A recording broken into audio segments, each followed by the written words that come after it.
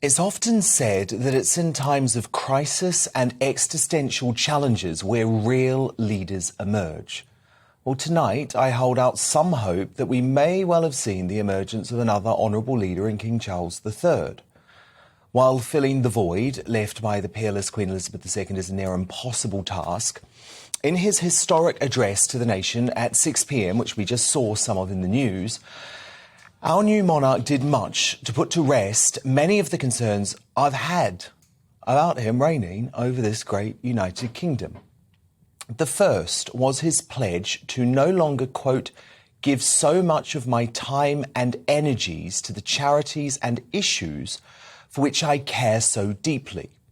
Now, the translation of that is that he has listened to his critics, including me, who insist he must continue the Queen's non-partisan approach to ruling and no longer act like Greta Thunberg's eco-activist grandfather.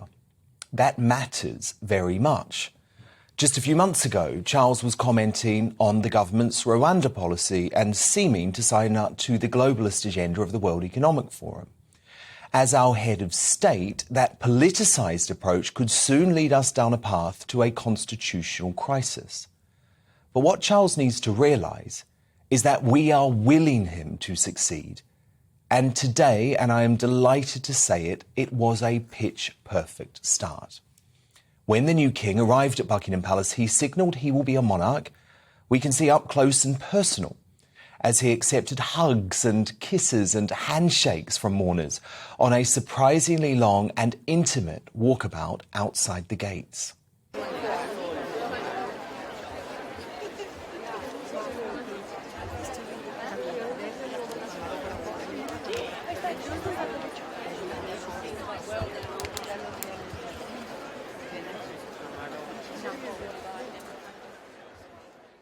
Understandably emotional Charles then had just a couple of hours to prepare for the most important speech of his life.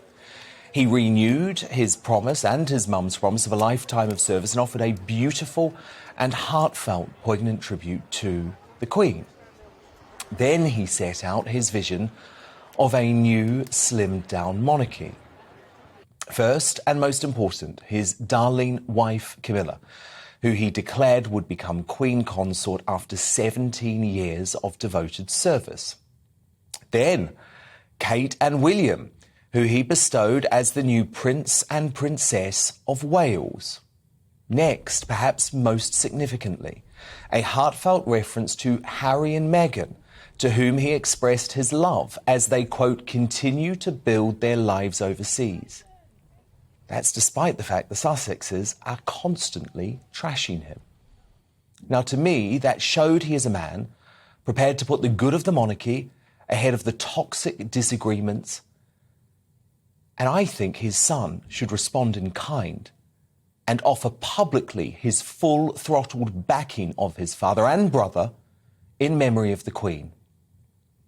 Tellingly, there was no reference to his siblings Anne, Andrew or Edward.